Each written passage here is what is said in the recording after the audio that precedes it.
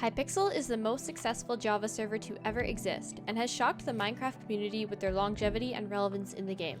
Despite this history with Minecraft that spans the past decade, Hypixel has repeatedly criticized Minecraft, and the relationship between the two companies has often been shaky. Many people have speculated that this tension is the reason Hypixel and Minecraft have not become partners, and have worried that the strained relationship will impact Hypixel's opportunities in the future.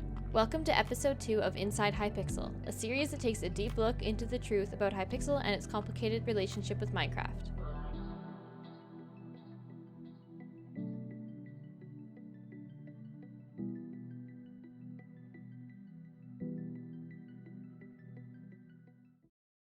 The previous episode discussed the history of Hypixel's Pocket Edition server.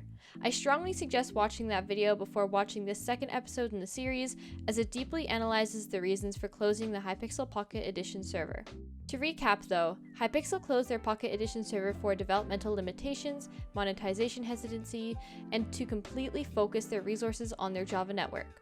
Although these reasons for closing the server make sense, Hypixel also referenced this situation in their official post. It's very clear to us that Microsoft/Mojang is acting in a big way to positively engage, support, and enable their selected server partners on the new platform. We think their intentions are generally pretty good, despite some recent controversy, so please don't view this as anything against them. Due to this quote and public criticism of Minecraft, people have speculated that this drama with Minecraft influenced Hypixel's decision more than they are letting on. Hypixel's owner Simon has not been shy when bashing and calling out Minecraft, and has repeatedly tweeted his frustrations with the company. To start off, on May 26, 2019, Simon tweeted, "The amount of alts and issues going on with Minecraft makes it a never-ending battle that we spent and still spend hundreds of thousands of dollars to fight for. It's never going to be perfect because of how the client is made. It's logic." Furthermore, Simon goes on to tweet how he is frustrated how two-factor authentication hasn't been added to Java Minecraft yet. In this tweet, he quotes, "Also, I want to point out that we were promised a two-factor authentication months ago from Mojang and Microsoft, so here's that." Both of these tweets are referencing the issue that a lot of Java Minecraft servers have with account security and people hacking on alts. Most of the alts that people are using to repeatedly hack on the server are compromised accounts, so adding things like two-factor authentication and Mojang taking more responsibility for the use of hack clients would greatly improve the hacker problem on Hypixel. Although two-factor authentication is technically being added to Java Minecraft accounts due to account migration, this is almost 2 years after the fact of this tweet. Also, although this account migration fixes a lot of the issues surrounding account security, it doesn't necessarily benefit Hypixel. Sure, it'll reduce the amount of compromised accounts on Minecraft Java Edition, thus reducing the amount of hackers that are using alts repeatedly on a server, but it might also chase players away from Hypixel.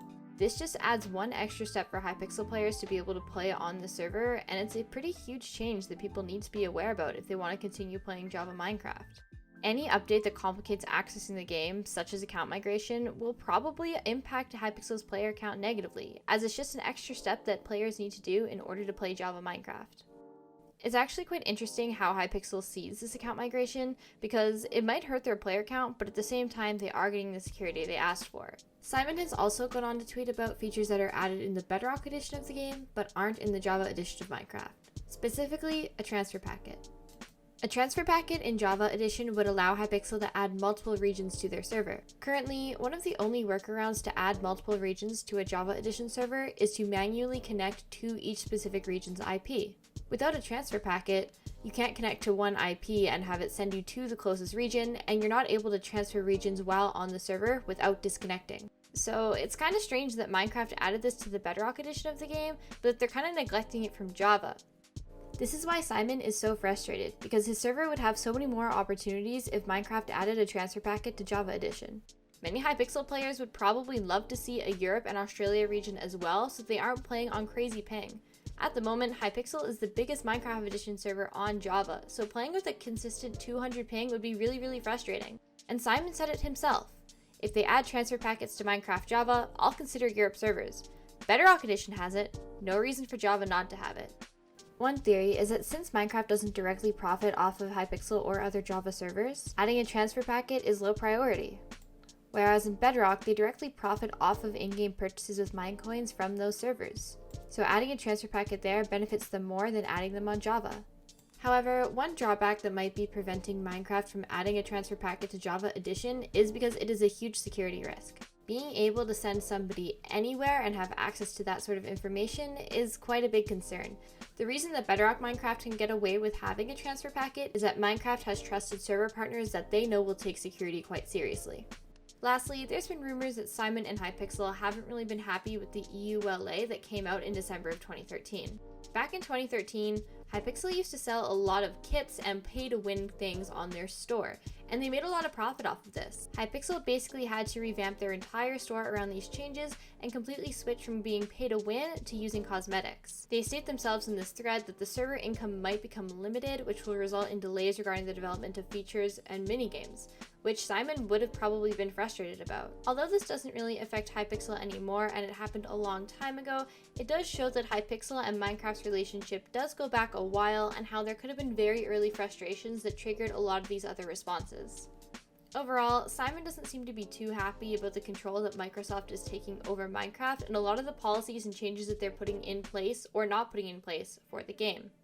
Although Hypixel's new store is extremely successful and they're probably selling more than they were when they were pay to win just due to the server's size, it's a little unlikely that only this store alone can fund the entire Hypixel network. Keep in mind that Hypixel needs to pay for hosting for over 100,000 players, which is extremely expensive. Along with this, they also have a lot of admins and hired staff where their full-time jobs are at Hypixel.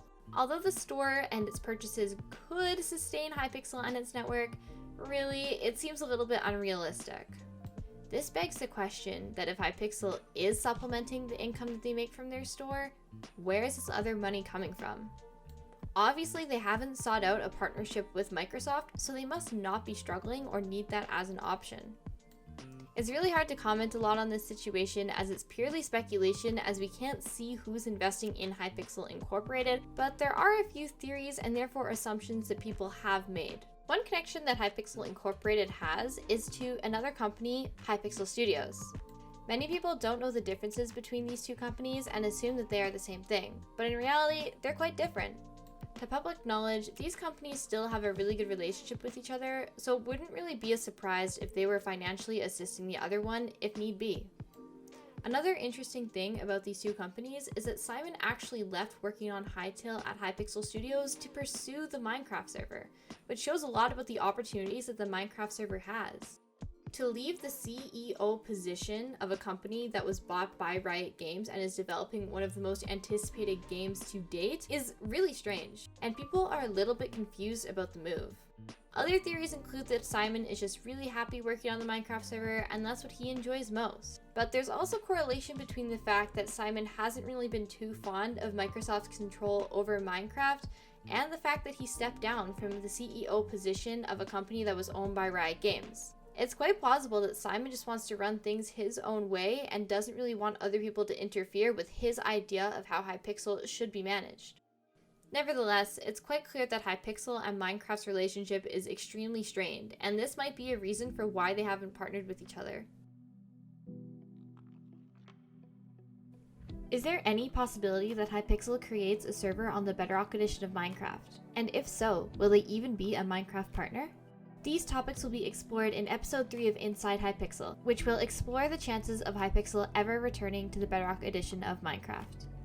Thank you for watching episode 2 of Inside Hypixel. Make sure to subscribe to my channel so that you don't miss any future uploads.